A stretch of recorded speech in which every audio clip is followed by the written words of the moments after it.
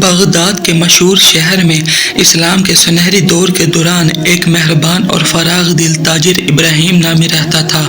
ایمانداری اور ہمدردی کے لیے مشہور ابراہیم کو شہر کے ہر شخص کی طرف سے احترام اور محبت حاصل تھی۔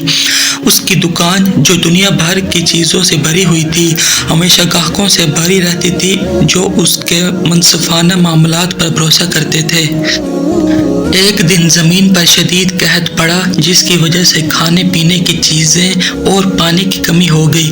بغداد کے لوگ تکلیف میں تھے اور ضروری سامان کی قیمتی آسمان چھونے لگے۔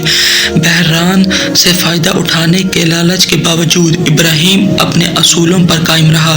اس نے اپنے سامان کی قیمتیں منصفانہ رکھنے کا فیصلہ کیا، چاہے اس کی اپنی کمائی ہی کیوں نہ کم ہو جائے۔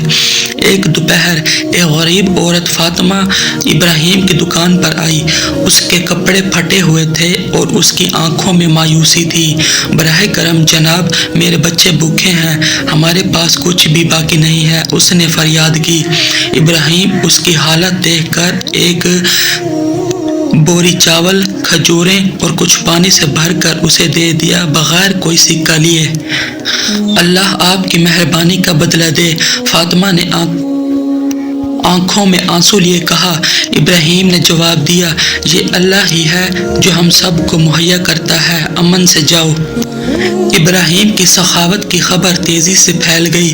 اس کے اقدامات سے متاثر ہو کر بہت سے لوگ ایک دوسرے کی مدد کرنے لگے۔ امیر لوگوں نے غریبوں میں کھانا اور پانی تقسیم شروع کر دیا اور بغداد میں برادری اور ہمدردی کا احساس مضبوط ہو گیا۔ جب قحط بڑھتا گیا، ابراہیم کے اپنے سامان بھی ختم ہونے لگے۔ ایک شام جب وہ اپنی دکان بند کر رہا تھا، اس نے اپنے کاؤنٹر پر سونے کے سکوں کی ایک چھوٹی سی تھیلی دیکھی۔ اس کے ساتھ ایک نوٹ تھا، آپ کی مہربانی اور ایمانداری کے لیے اللہ آپ کو اجر دے۔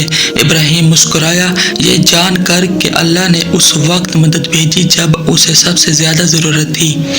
سونے کے سکوں کے ساتھ ابراہیم اپنی دکان کو دوبارہ بھرنے کے قابل ہو گیا اور ان لوگوں کی مدد جاری رکھی جنہیں ضرورت تھی۔ اس کا غیر متزلزل ایمان اور سخاوت نے دوسروں کو بے لوث عمل کرنے کی ترغیب دی۔ بغداد میں برادری مزید قریب ہو گئی، مشترکہ مشکلات اور باہمی حمایت سے متحد۔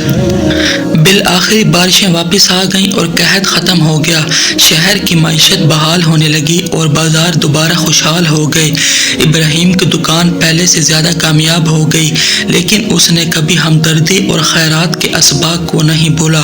اس نے غریبوں کی مدد جاری رکھی، یتیم بچوں کے لیے ایک چھوٹا سا سکول اور بیماروں کے لیے ایک کلینک بنایا۔